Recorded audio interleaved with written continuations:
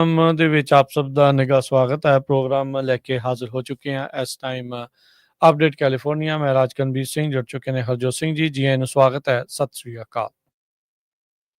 ਸਤਿ ਸ਼੍ਰੀ ਅਕਾਲ, ਧੰਨਵਾਦ ਜੀ ਆਇਆਂ ਨੂੰ। ਪੰਜਾਬੀ ਰੇਡੀਓ ਯੂਐਸਏ ਦੇ ਜਿੰਨੇ ਵੀ ਸਰੋਤੇ ਸਾਡੇ ਸਾਰੇ ਹੀ ਏਐਮ ਸਟੇਸ਼ਨਸ, ਐਫਐਮ ਸਟੇਸ਼ਨਸ, ਘਰਾਂ ਦੇ ਵਿੱਚ ਰੇਡੀਓ ਸੈਟਸ ਦੇ ਰਾਹੀਂ, ਟੈਲੀਫੋਨ ਦੇ ਰਾਹੀਂ, ਫੇਸਬੁੱਕ, ਯੂਟਿਊਬ ਤੇ ਲਾਈਵ ਦੇਖ ਰਹੇ ਹੋ, ਸੁਣ ਰਹੇ ਹੋ, ਸਾਰਿਆਂ ਨੂੰ ਜੀ ਆਇਆਂ ਨੂੰ ਤੇ ਬਹੁਤ ਹੀ ਪਿਆਰ ਤੇ ਸਤਿਕਾਰ ਭਰੀ ਸਤਿ ਸ਼੍ਰੀ ਅਕਾਲ ਸਰੋਤਿਓ। ਅੱਜ ਮਈ ਦੀ 20 ਤਰੀਕ ਆ ਤੇ ਦਿਨ ਜਿਹੜਾ ਆ ਉਹ ਮੰਗਲਵਾਰ ਆ ਤੇ ਤੁਹਾਡੇ ਲਈ ਸ਼ਾਮ ਦਾ ਅਪਡੇਟ ਕੈਲੀਫੋਰਨੀਆ ਪ੍ਰੋਗਰਾਮ ਲੈ ਕੇ ਹਾਜ਼ਰ ਹੋਏ ਆ।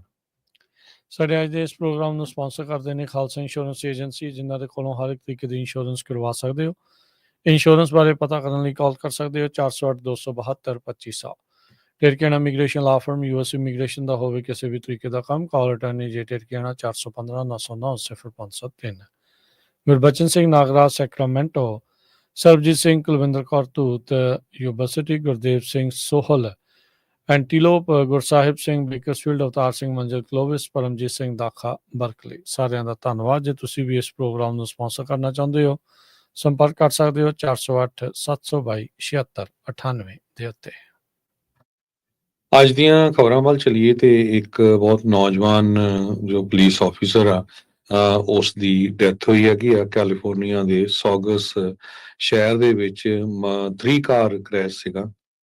ਡਿਪਟੀ ਡੈਨੀਅਲ ਵੈਲੈਂਸ਼ੀਆ ਸ਼ਬੀਰਾ ਜੋ ਨਾਮ ਦੱਸਿਆ ਗਿਆ ਹੈਗਾ, ਤੇ ਕਹਿੰਦੇ ਵੀ ਉਹਨੇ ਐਲਏ ਕਾਉਂਟੀ ਦੀ ਸ਼ੈਰਿਫ ਡਿਪਾਰਟਮੈਂਟ ਨੂੰ 2024 ਚ ਜੁਆਇਨ ਕੀਤਾ ਸੀ ਤੇ 1 ਸਾਲ ਬਾਅਦ ਹੀ ਸੌਗਸ ਕੈਲੀਫੋਰਨੀਆ ਦੇ ਟਾਊਨ ਦੇ ਵਿੱਚ ਜੋ 3 ਕਾਰਾਂ ਦਾ ਐਕਸੀਡੈਂਟ ਹੋਇਆ ਤੇ ਉਹਦੀ ਜਿਹੜੀ ਆ ਡੈਥ ਹੋ ਗਈ ਹੈਗੀ ਆ।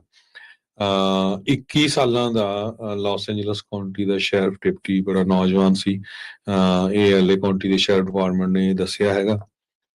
ਕਹਿੰਦੇ ਭਈ 3:17 ਤੇ ਆਫ ਡਿਊਟੀ ਦੇ ਉੱਤੇ ਸੀਗਾ ਜਦੋਂ ਉਸਦਾ ਸੈਨ ਫਰਾਂਸਿਸਕੋ ਕੈਨੀਅਨ ਰੋਡ ਜੋ ਸੌਗਸ ਦੇ ਵਿੱਚ ਹੈਗੀ ਆ 35 miles north east of central Los Angeles, ਉੱਥੇ ਐਕਸੀਡੈਂਟ ਹੋਇਆ ਤੇ ਜਦੋਂ ਉਸਨੂੰ ਹੈਨਰੀ ਮਾਇਓ ਹਸਪੀਟਲ ਦੇ ਵਿੱਚ ਪਹੁੰਚਾਇਆ ਗਿਆ ਤੇ ਉੱਥੇ ਜਾ ਕੇ ਉਸ ਦੀ ਜਿਹੜੀ ਮੌਤ ਹੋ ਗਈ ਹੈ ਜੀ।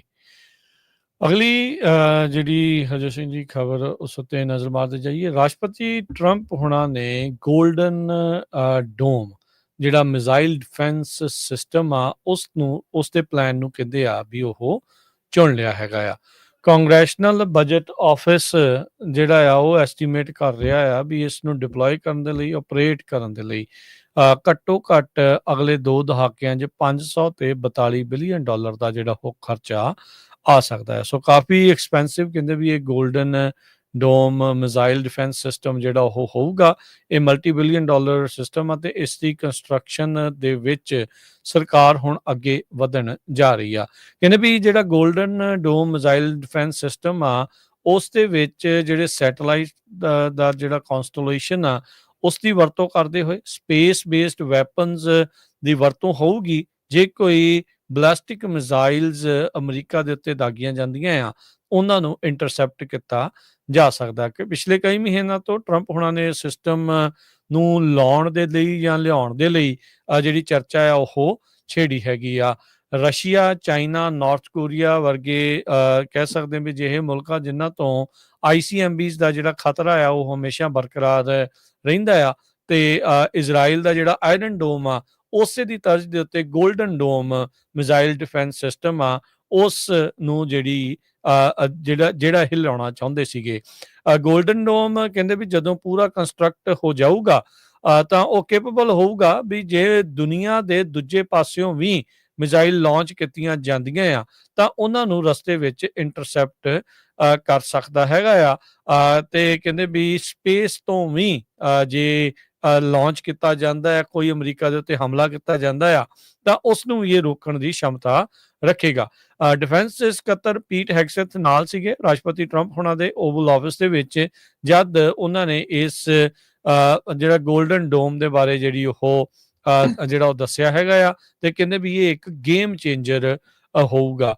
ਇਸ ਵਾਰ ਦੇ ਬਜਟ ਦੇ ਵਿੱਚ 25 ਬਿਲੀਅਨ ਡਾਲਰ ਦੀ ਜਿਹੜੀ ਐਲੋਕੇਸ਼ਨ ਆ ਉਹ ਉਹਨਾਂ ਨੇ ਮੰਗ ਰੱਖੀ ਆ ਇਸ ਗੋਲਡਨ ਡੋਮ ਦੀ ਕੰਸਟਰਕਸ਼ਨ ਨੂੰ ਲੈ ਕੇ। ਸਪੇਸ ਫੋਰਸ ਜਿਹੜੀ ਇੱਕ ਨਵੀਂ ਸ਼ਾਖਾ ਕਹਿ ਸਕਦੇ ਹਾਂ ਵੀ ਫੌਜੀਆਂ ਦੀ, ਉਹ ਰਾਸ਼ਟਰਪਤੀ ਟਰੰਪ ਆਪਣੇ ਪਹਿਲੇ ਕਾਰਜਕਾਲ ਦੇ ਵਿੱਚ ਬਣਾ ਕੇ ਜਿਹੜੀ ਉਹ ਗਏ ਸੀਗੇ। ਸੋ ਸਪੇਸ ਬੇਸਡ ਇੰਟਰਸੈਪਟਰਸ, ਇਹ ਜਿਹੜਾ ਨਵਾਂ ਮਿਜ਼ਾਈਲ ਡਿਫੈਂਸ ਸਿਸਟਮ ਆ, ਇਹ 161 ਤੋਂ ਲੈ ਕੇ 542 ਬਿਲੀਅਨ ਡਾਲਰ ਤੱਕ ਦਾ ਜਿਹੜਾ ਖਰਚਾ ਆ ਉਹ ਆ ਸਕਦਾ ਆ। ਤੇ ਟਰੰਪ ਹੁਣੀ ਕਹਿੰਦੇ ਆ ਵੀ ਇਹ ਮੰਨਦੇ ਆ ਵੀ ਇਸ ਦਾ ਜਿਹੜਾ ਕੁੱਲ ਖਰਚਾ 175 ਬਿਲੀਅਨ ਡਾਲਰ ਦੇ ਵਿੱਚ ਹੋਵੇਗਾ।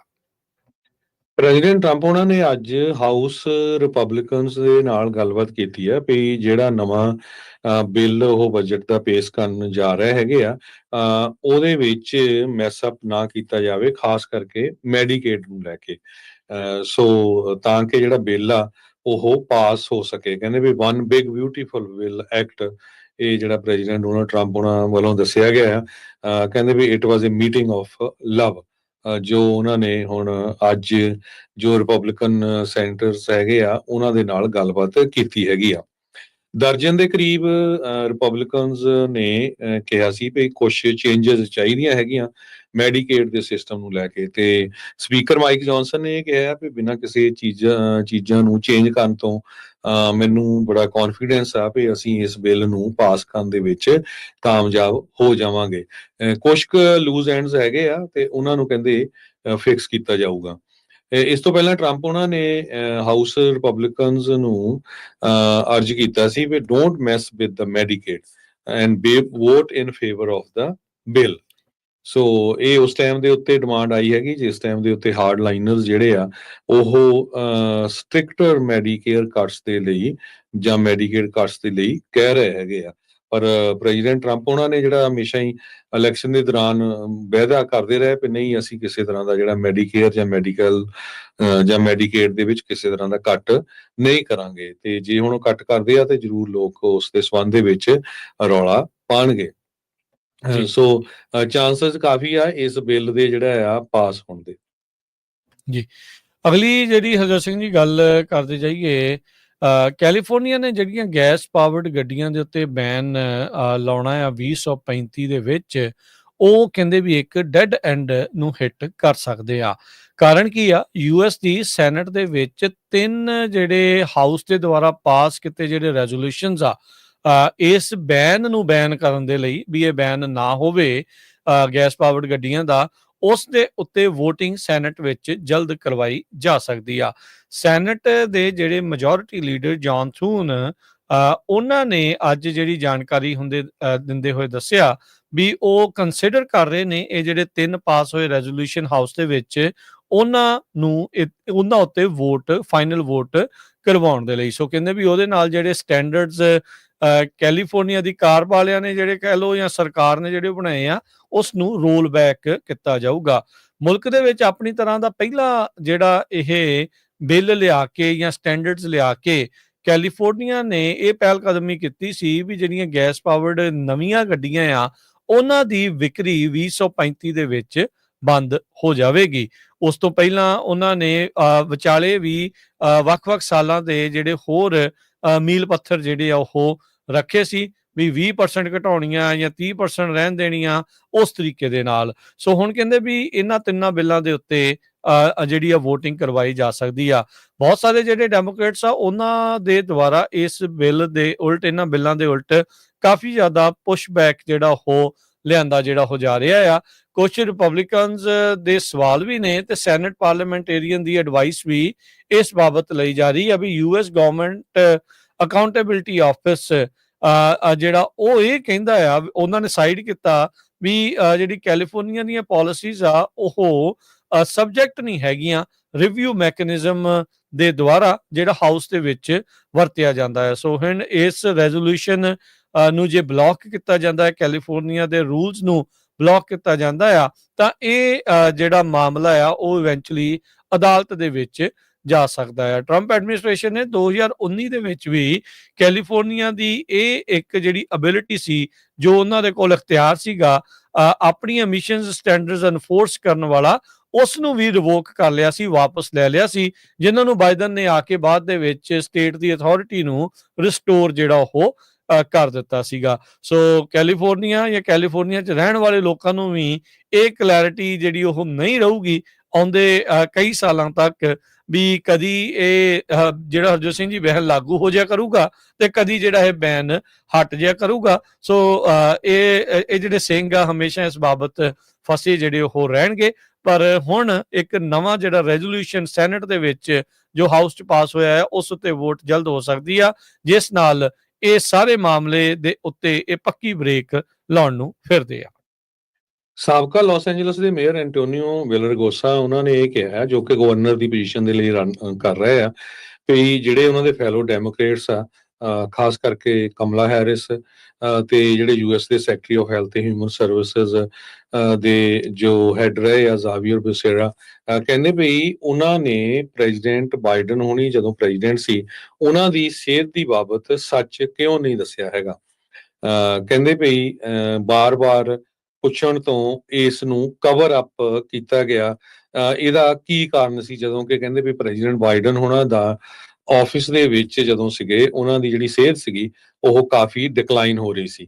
ਜੇ ਕਹਿੰਦੇ ਵੀ ਰਾਈਟ ਟਾਈਮ ਦੇ ਉੱਤੇ ਕੀਤਾ ਜਾਂਦਾ ਤੇ ਪ੍ਰੈਜ਼ੀਡੈਂਟ ਟਰੰਪ ਕਦੇ ਵੀ ਇਲੈਕਸ਼ਨ ਜਿੱਤ ਨਹੀਂ ਸਕਦੇ ਸੀਗੇ।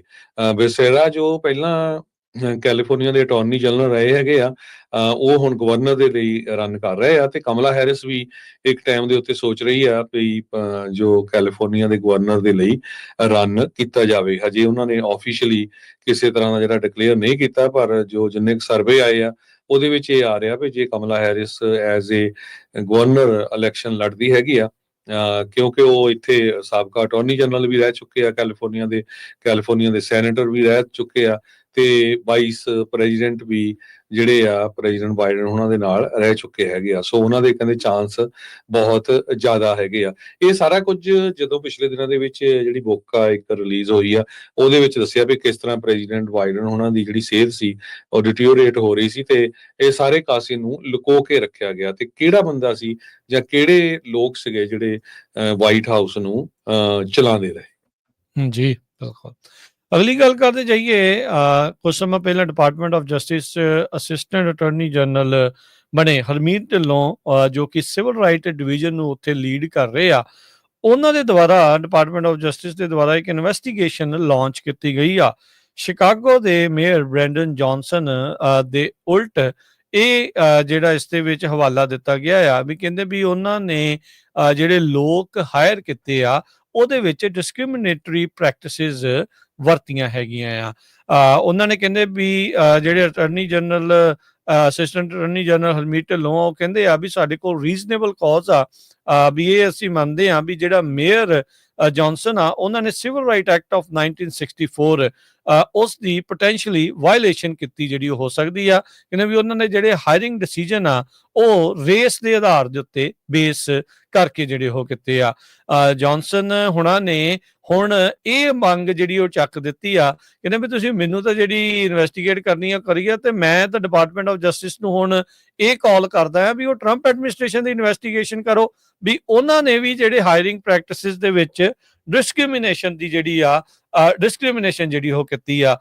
ਸੋ ਉਹ ਬੇਸਿਕਲੀ ਇਹ ਕਹਿ ਰਹੇ ਵੀ ਜੇ ਤੁਸੀਂ ਮੇਰੇ ਤੇ ਦੋਸ਼ ਲਾ ਰਹੇ ਵੀ ਮੈਂ ਕੱਲੇ ਕਾਲੇ ਮੂਲ ਦੇ ਭਰਤੀ ਕੀਤੇ ਆ, ਤਾਂ ਤੁਸੀਂ ਕਿਤੇ ਕੱਲੇ ਚਿੱਟੇ ਮੂਲ ਦੇ ਤਾਂ ਨਹੀਂ ਭਰਤੀ ਕਰ ਰਹੇ ਰੇਸ ਦੇ ਆਧਾਰ ਦੇ ਉੱਤੇ। ਸੋ ਉਹਨਾਂ ਦੇ ਪਾਲੇ ਦੇ ਵਿੱਚ ਗੇਂਦ ਸਿੱਟਣ ਦੀ ਕੋਸ਼ਿਸ਼ ਕਰ ਰਹੇ ਆ। ਜਿਹੜਾ ਬ੍ਰੈਂਡਨ ਜੌਨਸਨ ਆ ਉਹਨਾਂ ਨੇ ਜਿਹੜਾ ਇਹ ਕਿਹਾ ਵੀ ਜਿਹੜਾ ਮੇਰੇ ਆਫਿਸ ਦੇ ਵਿੱਚ ਮੇਅਰ ਦੇ ਆਫਿਸ ਦੇ ਵਿੱਚ ਅਫਰੀਕਨ ਅਮਰੀਕਨਸ 34%, ਵਾਈਟ ਵਰਕਰਸ 30% ਤੇ ਹਿਸਪੈਨਿਕ 24%। ਉਹ ਕਹਿੰਦੇ ਵੀ ਡਾਈਵਰਸਿਟੀ ਸਾਡੀ ਸਟਰੈਂਥ ਆ ਤੇ ਅਸੀਂ ਇਸੇ ਤਰੀਕੇ ਦੇ ਨਾਲ ਕੰਮ ਜਿਹੜਾ ਆ ਉਹ ਕਰਦੇ ਰਵਾਂਗੇ। ਪਰ ਹਰਮੀਤ ਢਿੱਲੋਂ ਹੋਣਾ ਦੇ ਜਿਹੜੇ ਕਹਿ ਲਓ ਵੀ ਸਹੁੰ ਚੁੱਕਣ ਤੋਂ ਬਾਅਦ ਦੇ ਵਿੱਚ ਇਹਨਾਂ ਦਾ ਇੱਕ ਜਿਹੜਾ ਪਹਿਲੀ ਵੱਡੀ ਇਨਵੈਸਟੀਗੇਸ਼ਨ ਦੇ ਵਿੱਚ ਸ਼ਿਕਾਗੋ ਦੇ ਮੇਅਰ ਜਿਹੜਾ ਆ ਉਹਨਾਂ ਦਾ ਨਾਮ ਆਇਆ ਆ। 1964 ਦੇ ਜਿਹੜੇ ਸਿਵਲ ਰਾਈਟ ਐਕਟ ਦੀ ਉਲੰਘਣਾ ਦੇ ਮਾਮਲੇ ਵਿੱਚ ਉਹਨਾਂ ਦੀ ਇਨਵੈਸਟੀਗੇਸ਼ਨ ਆ ਉਹ ਸ਼ੁਰੂ ਜਿਹੜੀ ਉਹ ਕੀਤੀ ਗਈ ਆ। ਇਹਨਾਂ ਨੇ ਚਿੱਠੀ ਲਿਖੀ ਆ, ਜੌਨਸਨ ਹੋਣਾ ਦੇ ਜਿਹੜੇ ਕਮੈਂਟ ਆ ਉਸ ਦੇ ਵਿੱਚ ਐਡ ਉਹਨਾਂ ਨੇ ਕੀਤੇ ਆ, ਵੀ ਕਹਿੰਦੇ ਵੀ ਇਹਨਾਂ ਦੇ ਆਪਣੇ ਕਮੈਂਟ ਦੇ ਆਧਾਰ ਦੇ ਉੱਤੇ ਹੀ ਜਿਹੜੀ ਇਸ ਦੀ ਇਨਵੈਸਟੀਗੇਸ਼ਨ ਆ ਉਹ ਹੁਣ ਸ਼ੁਰੂ ਕੀਤੀ ਇਹਨਾਂ ਦੇ ਉਲਟ ਜਾ ਰਹੀ ਹੈਗੀ ਆ। ਨਾਰਦਰਨ ਕੈਲੀਫੋਰਨੀਆ ਦੇ ਵਿੱਚ ਜਿਹੜਾ ਸੈਕਰਾਮੈਂਟੋ ਆ ਉਹ ਟੌਪ ਦੇ ਉੱਤੇ ਸ਼ਹਿਰ ਆਇਆ ਹੈ, ਜਿਸ ਨੂੰ ਕਿ ਲੋਕ ਜਦੋਂ ਕਿਸੇ ਨੇ ਰੈਲੋਕੇਟ ਹੋਣਾ ਆ, ਮੂਵ ਹੋਣਾ ਆ, ਉਸ ਨੂੰ ਸਰਚ ਕਰ ਰਹੇ ਹੈਗੇ ਆ। ਵੀ ਸੈਕਰਾਮੈਂਟੋ ਕਹਿੰਦੇ ਵੀ mostly searched for destination among home buyers. ਜੇ ਕਿਸੇ ਨੇ ਘਰ ਖਰੀਦਣਾ ਹੈ ਤੇ ਸੈਕਰਾਮੈਂਟੋ ਟੌਪ ਦੇ ਉੱਤੇ ਆਇਆ ਤੇ ਸੈਨ ਫਰਾਂਸਿਸਕੋ ਸਭ ਤੋਂ ਬਾਟਮ ਦੇ ਉੱਤੇ ਆਇਆ ਹੈਗਾ ਆ। ਤੇ ਜੇ ਉਸ ਹਿਸਾਬ ਦੇ ਨਾਲ ਜਿਹੜੇ ਲੋਕ ਇੱਥੋਂ ਮੂਵ ਹੋਣਾ ਚਾਹੁੰਦੇ ਹੈਗੇ ਆ, ਉਹ ਪਹਿਲੇ ਨੰਬਰ ਤੇ ਜਿਹੜਾ ਸੈਨ ਫਰਾਂਸਿਸਕੋ ਆਇਆ ਹੈਗਾ। ਤੇ ਮਾਈਗ੍ਰੇਸ਼ਨ ਟ੍ਰੈਂਡ ਜਿਹੜਾ ਰੈਜ਼ੀਡੈਂਸ਼ੀਅਲ ਰੀਅਲ ਸਟੇਟ ਦੇ ਵਿੱਚ ਚੱਲਦਾ ਹੀ ਰਹਿੰਦਾ ਹੈਗਾ, ਪਰ ਕਹਿੰਦੇ ਵੀ ਜੋ ਟੌਪ ਸਟੇਟਸ ਜੇ ਸਰਚ ਕਰਦੇ ਜਿਹੜੇ ਲੋਕ ਆ ਦੇਖਿਆ ਜਾਣ ਤੇ ਉਹ ਫਲੋਰੀਡਾ, ਐਰੀਜ਼ੋਨਾ ਤੇ ਨਾਰਥ ਕੈਰੋਲੀਨਾ ਆਈਆਂ ਹੈਗੀਆਂ। ਜੀ, ਅਗਲੀ ਜਿਹੜੀ ਹਰਜੋਤ ਸਿੰਘ ਜੀ ਖਬਰ ਦੇ ਉੱਤੇ ਨਜ਼ਰ ਮਾਰੀਏ ਤਾਂ ਕੈਲੀਫੋਰਨੀਆ ਦਾ ਜਿਹੜਾ ਸਕੂਲ ਡਿਸਟ੍ਰਿਕਟ ਆ, ਉਹ ਕ੍ਰਿਟੀਕਲ ਰੇਸ ਥਿਊਰੀ ਦੇ ਉੱਤੇ ਜਿਹੜਾ ਬੈਨ ਲਾਇਆ ਆ, ਉਸ ਨੂੰ ਉਹ ਹਾਲਟ ਕਰਨ ਦੇ ਲਈ ਅਦਾਲਤ ਨੇ ਆਦੇਸ਼ ਦਿੱਤੇ ਆ। ਟੈਮਕੂਲਾ ਵੈਲੀ ਯੂਨੀਫਾਈਡ ਸਕੂਲ ਡਿਸਟ੍ਰਿਕਟ ਨੇ ਆਰਡਰ ਕੀਤਾ ਸੀਗਾ ਵੀ ਜਿਹੜੀ ਕ੍ਰਿਟੀਕਲ ਰੇਸ ਥਿਊਰੀ ਉਸ ਨੂੰ ਪੌਜ਼ ਕੀਤਾ ਜਾਵੇ। ਜਿਹੜਾ ਰੈਜ਼ੋਲੂਸ਼ਨਸ ਆ ਉਹ ਜਿਹੜਾ ਲਿਆਂਦਾ ਗਿਆ ਸੀਗਾ, ਕਹਿੰਦੇ ਵੀ ਉਸ ਦੀ ਜਿਹੜੀ ਕੌਨਸਟੀਟਿਊਸ਼ਨ ਦੇ ਆਧਾਰ ਤੇ ਉਹ ਠੀਕ ਆ ਜਾਂ ਨਹੀਂ, ਉਹਦੇ ਜਿਹੜੇ ਸਵਾਲ ਆ ਉਹ ਬਣੇ ਪਏ ਸੀ। ਇਹ ਇੱਕ ਸਦਰਨ ਕੈਲੀਫੋਰਨੀਆ ਦੀ ਇੱਕ ਛੋਟੀ ਜਿਹੀ ਸਕੂਲ ਡਿਸਟ੍ਰਿਕਟ ਆ ਅਤੇ ਅੱਜ ਜਿਹੜਾ ਬੀਤੇ ਵੀਰਵਾਰ ਇਹ ਕੈਲੀਫੋਰਨੀਆ ਅਪੀਲ ਕੋਰਟ ਨੇ ਇਸ ਉੱਤੇ ਜਿਹੜਾ ਫੈਸਲਾ ਸੁਣਾਉਂਦੇ ਹੋਏ ਕਿਹਾ ਆ ਵੀ ਕਹਿੰਦੇ ਵੀ ਇਮੀਡੀਏਟਲੀ ਇਸ ਨੂੰ ਪੌਜ਼ ਕੀਤਾ ਜਾਵੇ, ਵੀ ਜਿਹੜੀ CRT ਦੀ ਪੜ੍ਹਾਈ ਆ ਉਸ ਦੇ ਉੱਤੇ ਜਿਹੜਾ ਇਹਨਾਂ ਨੇ ਬੈਨ ਲਾਇਆ ਆ ਉਸ ਨੂੰ ਰੋਕਣਾ ਆ।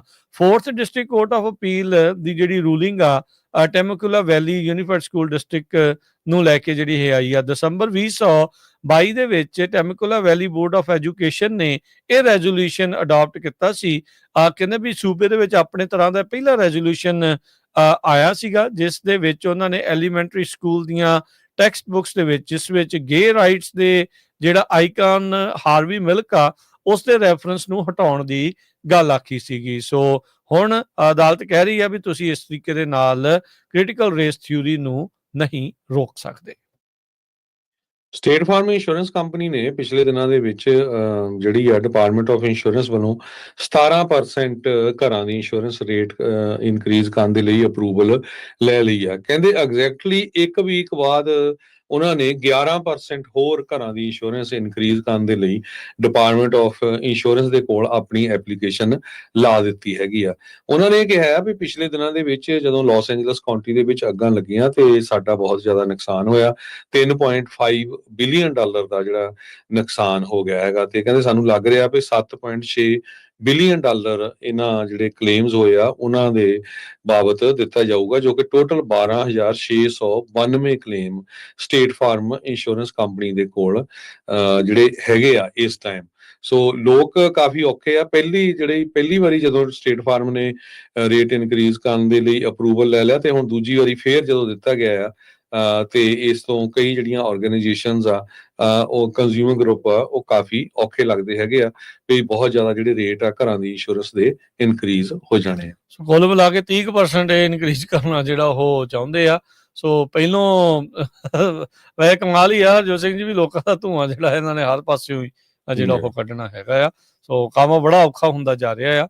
ਸੋ ਜਿੱਦਾਂ ਤੁਸੀਂ ਦੱਸਦੇ ਹੀ ਹੁੰਦੇ ਆ ਵੀ ਫਲੋਰੀਡਾ ਤੇ ਕੈਲੀਫੋਰਨੀਆ ਦੋਨਾਂ ਦੇ ਵਿੱਚ ਇੰਸ਼ੋਰੈਂਸ ਨੂੰ ਲੈ ਕੇ, ਹੋਮ ਇੰਸ਼ੋਰੈਂਸ ਨੂੰ ਲੈ ਕੇ, ਦੂਜੀਆਂ ਇੰਸ਼ੋਰੈਂਸ ਨੂੰ ਲੈ ਕੇ ਕਾਫੀ ਕੰਮ ਸਖਤ ਜਿਹੜਾ ਉਹ ਹੋਇਆ ਪਿਆ ਆ। ਅਗਲੀ ਜਿਹੜੀ ਹਰਜੋਤ ਸਿੰਘ ਦੀ ਗੱਲ ਕਰੀਏ, ਮੈਟਾ ਦਾ ਜਿਹੜਾ ਮਾਰਕ ਜ਼ਕਰਬਰਗ ਆ, ਕਿਸੇ ਟਾਈਮ ਦੇ ਉੱਤੇ ਇਹਨੇ ਵਾਅਦਾ ਕੀਤਾ ਸੀ ਵੀ ਭਾਈ ਮੈਂ $1 ਬਿਲੀਅਨ ਦਊਂਗਾ ਅਫੋਰਡੇਬਲ ਹਾਊਸਿੰਗ ਦੇ ਲਈ। ਕਹਿੰਦੇ ਚੁੱਪ ਚਪੀਤੇ ਇਹ ਜਿਹੜਾ ਵਾਅਦਾ ਕਰਕੇ ਉਸ ਤੋਂ ਇਹ ਹੁਣ ਮੁੱਕਰ ਗਏ ਹੈਗੇ ਆ। ਸਿਲੀਕਨ ਵੈਲੀ ਦੇ ਵਿੱਚ ਆਲਰੇਡੀ ਆਪਾਂ ਦੇਖ ਰਹੇ ਹਾਂ ਵੀ ਸਿਚੁਏਸ਼ਨ ਬੜੀ ਚੰਗੀ ਨਹੀਂ ਚੱਲ ਰਹੀ। ਲੇ-ਆਫਸ ਨੂੰ ਜਿਹੜਾ ਉਹ ਲੈ ਕੇ ਕਹਿੰਦੇ ਪ੍ਰਾਇਓਰਟੀਜ਼ ਇਹਨਾਂ ਦੀਆਂ ਟੋਟਲੀ ਸ਼ਿਫਟ ਹੋ ਗਈਆਂ। ਜਦ ਆਪਾਂ ਦੇਖਿਆ ਵੀ ਮਿਲੀਅਨ ਡਾਲਰ ਦੇ ਕੇ ਟਰੰਪ ਹੁਣਾਂ ਦੇ ਪਿੱਛੇ ਜਿਹੜੇ ਇਹ ਖੜੇ ਨਜ਼ਰ ਆਏ ਸੀ ਜਦ ਉਹ ਸਹੁੰ ਚੁੱਕ ਰਹੇ ਸੀਗੇ। 2019 ਦੇ ਵਿੱਚ ਮੈਟਾ ਨੇ ਇਹ ਇੱਕ ਜਿਹੜੀ ਸਹੁੰ ਪਲੈਜ ਜਿਹੜੀ ਆ ਉਹ ਕੀਤੀ ਸੀ $1 ਬਿਲੀਅਨ ਦੇਣ ਦੀ, ਵੀ ਕੈਲੀਫੋਰਨੀਆ ਦੇ ਅਫੋਰਡੇਬਲ ਹਾਊਸਿੰਗ ਕ੍ਰਾਈਸਿਸ ਦੇ ਵਿੱਚ ਕਹਿੰਦੇ ਵੀ ਅਸੀਂ ਵੱਡਾ ਰੋਲ ਅਦਾ ਕਰਾਂਗੇ। 5 ਸਾਲ ਹੋ ਗਏ ਨੇ ਆਪਣੀ ਇਹ 10 ਸਾਲ ਦੀ ਕਮਿਟਮੈਂਟ ਦੇ ਵਿੱਚ। ਕਹਿੰਦੇ ਵੀ ਇਹਨਾਂ ਨੇ ਆਪਣਾ ਇਸ ਬਾਬਤ ਜਿਹੜਾ ਕੰਮ ਆ ਉਸ ਨੂੰ ਲਾਰਜਲੀ ਜਿਹੜਾ ਅਬੈਂਡਨ ਕਰ ਦਿੱਤਾ ਆ ਤੇ ਕਹਿੰਦੇ ਵੀ ਜਿਹੜਾ ਕੋਈ ਛੋਟਾ ਮੋਟਾ ਵੀ ਇਸ ਦੇ ਵਿੱਚ ਕੰਮ ਸੀ ਉਹ ਇੱਧਰ ਉੱਡ ਗਿਆ ਆ ਤੇ ਜਿਹੜਾ ਪ੍ਰੋਗਰਾਮ ਆ ਉਹ ਹੁਣ ਕਹਿੰਦੇ ਵੀ ਕੈਂਸਲ ਤਾਂ ਨਹੀਂ ਕੀਤਾ, ਪਰ ਇੱਕ ਸ਼ੈਡੋ ਆਪਰੇਸ਼ਨ ਬਣ ਕੇ ਜਿਹੜਾ ਉਹ ਰਹਿ ਗਿਆ ਹੈਗਾ ਆ। ਇੱਕ ਕਹਿੰਦੇ ਵੀ ਮੈਟਾ ਦਾ ਡਿਸੀਜਨ ਮੇਕਰ ਸੀ, ਉਸ ਨੇ ਗੁਪਤ ਰਹਿਣ ਦੀ ਸ਼ਰਤ ਦੇ ਉੱਤੇ ਵੀ ਮੇਰੇ ਤੇ ਕੋਈ ਪ੍ਰੋਫੈਸ਼ਨਲ ਦਿੱਕਤਾਂ ਜਿਹੜੀਆਂ ਉਹਨੂੰ ਸਾਹਮਣਾ ਨਾ ਕਰਨਾ ਪਵੇ, ਉਸ ਨੇ ਇਹ ਜਿਹੜੀ ਜਾਣਕਾਰੀ ਆ ਉਹ ਦਿੱਤੀ ਹੈਗੀ ਆ। ਇਨੀਸ਼ੀਏਟਿਵ ਜਦੋਂ ਸ਼ੁਰੂ ਹੋਇਆ ਸੀ, ਕਹਿੰਦੇ ਵੀ ਨਵੰਬਰ 2022 ਦੇ ਵਿੱਚ, ਤੇ ਇਹਨਾਂ ਨੇ $225 ਮਿਲੀਅਨ ਜਿਹੜੀ ਲੈਂਡ ਤੇ ਐਲੋਕੇਸ਼ਨ ਦੇ ਵਿੱਚ 193 ਮਿਲੀਅਨ ਜਿਹੜੇ ਆ ਪ੍ਰਪੋਜ਼, ਤੇ $775 ਮਿਲੀਅਨ ਜਿਹੜੇ ਫੰਡ ਨਵੀਂ ਕੰਸਟਰਕਸ਼ਨ ਦੇ ਲਈ ਜਿਹੜੇ ਉਹ ਦਿੱਤੇ ਦੇਣ ਦੀ ਜਿਹੜੀ ਉਹ ਗੱਲ ਆਖੀ ਸੀ, ਜੋ ਕਿ ਤਕਰੀਬਨ ਮਿਲਾ ਕੇ $1 ਬਿਲੀਅਨ ਜਿਹੜਾ ਉਹ ਬਣ ਜਾਂਦਾ ਸੀਗਾ 2029 ਤੱਕ। ਸੋ ਕਹਿੰਦੇ ਵੀ ਹੁਣ ਤੱਕ 2022 ਦੇ ਅਖੀਰ ਤੱਕ ਵੀ ਕਹਿੰਦੇ ਵੀ ਕੋਈ ਸੋਰਸਿਸ, ਕੋਈ ਡਾਕੂਮੈਂਟ ਜਿਹੜੇ ਨਿਊਜ਼ ਆਰਗੇਨਾਈਜੇਸ਼ਨਸ ਨੇ ਰਿਵਿਊ ਕੀਤੀ ਹੈ, ਕਹਿੰਦੇ ਵੀ ਇਸ ਦੇ ਵਿੱਚ ਬਹੁਤ ਘੱਟ ਜਿਹੜਾ ਆ ਉਹ ਪ੍ਰੋਗਰੈਸ ਕੀਤੀ ਗਈ ਹੈਗੀ ਆ। ਸੋ ਹੁਣ ਤੱਕ ਜੇ ਕਹਿੰਦੇ ਵੀ ਦੇਖਿਆ ਜਾਵੇ ਤਾਂ ਉਹਨਾਂ ਨੇ ਇਸ ਦੇ ਵਿੱਚ ਕੋਈ ਵੀ ਅੱਗੇ ਕਦਮ ਜਿਹੜਾ ਉਹ ਨਹੀਂ ਵਧਾਇਆ ਹੈਗਾ। ਸੋ ਗੱਲਾਂ ਜਿਹੜੀਆਂ ਕਹਿੰਦੇ ਵੀ ਉਹ ਜ਼ਰੂਰ ਕਰਦੇ ਰਹੇ, ਪਰ ਕੁੱਲ ਮਿਲਾ ਕੇ ਇਸ ਦੇ ਵਿੱਚ ਉਹਨਾਂ ਨੇ ਅਫੋਰਡੇਬਲ ਹਾਊਸਿੰਗ ਦੇ ਕ੍ਰਾਈਸਿਸ ਨੂੰ ਜਿਹੜਾ ਆ ਉਹ ਠੀਕ ਕਰਨ ਦੇ ਲਈ $1 ਬਿਲੀਅਨ ਦਾ ਜੋ ਵਾਅਦਾ ਕੀਤਾ ਸੀ, ਉਸ ਤੋਂ ਹੁਣ ਮੁੱਕਰੇ ਹੋਏ ਨਜ਼ਰ ਆ ਰਹੇ ਆ। ਆਪਾਂ ਸਟਾਕ ਮਾਰਕੀਟ ਦੀ ਵੀ ਗੱਲਬਾਤ ਕਰਨੀ ਆ, ਤੇ ਉਸ ਤੋਂ ਪਹਿਲਾਂ ਜੇ ਵੈਦਰ ਦੀ ਗੱਲ ਕਰਦੇ ਜਾਈਏ, ਸਦਰਨ ਕੈਲੀਫੋਰਨੀਆ ਦੇ ਵਿੱਚ ਕਾਫੀ ਜ਼ਿਆਦਾ ਗਰਮੀ ਹੋਣ ਜਾ ਰਹੀ ਆ। 90s ਦੇ ਵਿੱਚ ਟੈਂਪਰੇਚਰ ਰਹੂਗਾ ਸਦਰਨ ਕੈਲੀਫੋਰਨੀਆ 'ਚ। ਕਹਿੰਦੇ ਵੀ ਆਕਸਨਰਡ ਏਰੀਏ 'ਚ 90 ਤੋਂ ਲੈ ਕੇ 100 ਡਿਗਰੀ ਤੱਕ ਨੈਸ਼ਨਲ ਵੈਦਰ ਸਰਵਿਸ ਰਿਪੋਰਟ ਕਰ ਰਿਹਾ ਹੈਗਾ। ਇਸ ਤੋਂ ਬਿਨਾਂ ਸੈਨ ਫਰਨਾਂਡੋ, ਸੈਨ ਗੈਬਰੀਅਲ, ਸੈਂਟਾ ਕਲਾਰੀਟਾ ਏਰੀਏ ਦੇ ਵਿੱਚ ਵੀ ਜਿਹੜੀ ਹੀਟ ਆ ਉਹ ਕੱਲ ਤੋਂ ਸਟਾਰਟ ਹੋ ਜਾਊਗੀ। ਕਹਿੰਦੇ ਵੀ 100 ਡਿਗਰੀ ਟੈਂਪਰੇਚਰ ਵੁੱਡਲੈਂਡ ਹਿਲਸ ਤੇ ਕਨੋਗਾ ਪਾਰਕ ਵਾਲਾ ਜਿਹੜਾ ਏਰੀਆ ਆ ਉੱਥੇ ਹੋਊਗਾ। ਲਾਸ ਐਂਜਲਸ ਇੰਟਰਨੈਸ਼ਨਲ 에ਅਰਪੋਰਟ ਦੇ ਉੱਤੇ 78 ਡਿਗਰੀ ਦੇ ਕਰੀਬ ਟੈਂਪਰੇਚਰ ਹੋਊਗਾ। ਇੱਧਰ ਨਾਰਦਰਨ ਕੈਲੀਫੋਰਨੀਆ ਦੇ ਵਿੱਚ ਵੀ ਜਿਹੜਾ ਟੈਂਪਰੇਚਰ ਆ ਉਹ ਵੱਧ ਰਿਹਾ ਹੈਗਾ। ਤੇ ਜੇ ਆਪਾਂ ਕਰੰਸੀ ਦੀ ਗੱਲ ਕਰਦੇ ਜਾਈਏ, $1 ਦੇ ਬਰਾਬਰ ਕੈਨੇਡਾ ਦੇ $1 ਤੇ 39 ਸੈਂਟ ਰਹੇ ਆ। $1 ਦੇ ਬਰਾਬਰ ਪਾਕਿਸਤਾਨ ਦੇ $281 ਤੇ 80 ਪੈਸੇ। $1 ਦੇ ਬਰਾਬਰ ਇੰਡੀਆ ਦੇ $85 ਤੇ 53 ਪੈਸੇ। ਜੀ, ਮਾਰਕੀਟਸ ਦਾ ਜੇ ਹਾਲ ਤੁਹਾਨੂੰ ਦੱਸਦੇ ਜਾਈਏ ਤਾਂ ਅੱਜ ਡਾਓ ਜੋਨ 115 ਪੁਆਇੰਟ ਘਟ ਕੇ 42,677 ਤੇ ਬੰਦ ਹੋਇਆ।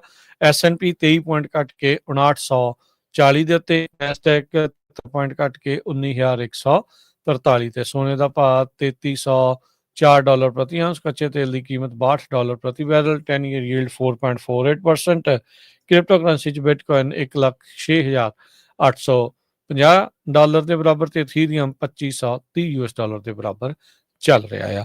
ਤੇ ਨਾਲ ਹੀ ਜਾਂਦੇ ਜਾਂਦੇ ਸਰੋਤਿਆਂ ਨੂੰ ਦੱਸ ਜਾਈਏ, ਆਉਂਦੀ 7 ਜੂਨ ਨੂੰ ਸ਼ਹੀਦਾਂ ਦੇ ਸਰਤਾਜ ਸਾਹਿਬ ਸ੍ਰੀ ਗੁਰੂ ਅਰਜਨ ਦੇਵ ਮਹਾਰਾਜ ਜੀ 1984 ਦੇ ਤੇ ਉਸ ਤੋਂ ਬਾਅਦ ਦੇ ਵਿੱਚ ਹੋਏ ਸਮੂਹ ਸਿੰਘ ਸਿੰਘਣੀਆਂ ਜਿਹੜੀਆਂ ਸ਼ਹੀਦ ਹੋਏ ਆ, ਉਹਨਾਂ ਦੀ ਯਾਦ ਦੇ ਵਿੱਚ ਜੋ ਨਗਰ ਕੀਰਤਨ ਪਾਤਸ਼ਾਹੀ ਰੈਲੀ ਹੋ ਰਹੀ ਆ ਸੈਨ ਫਰਾਂਸਿਸਕੋ ਦੇ ਵਿੱਚ 7 ਜੂਨ ਦਿਨ ਸ਼ਨੀਚਰਵਾਰ 88 ਸੈਕਿੰਡ ਸਟਰੀਟ ਤੋਂ ਸਵੇਰੇ 10 ਵਜੇ ਉਹ ਰਮਤਾ ਹੋਣੀ ਆ। ਸੋ ਉੱਥੇ ਸਾਰੇ ਜਾਣੇ ਹੁਮ ਹੁਮਾ ਕੇ ਪਰਿਵਾਰਾਂ ਸਮੇਤ ਜ਼ਰੂਰ ਪਹੁੰਚਣਾ ਜੀ।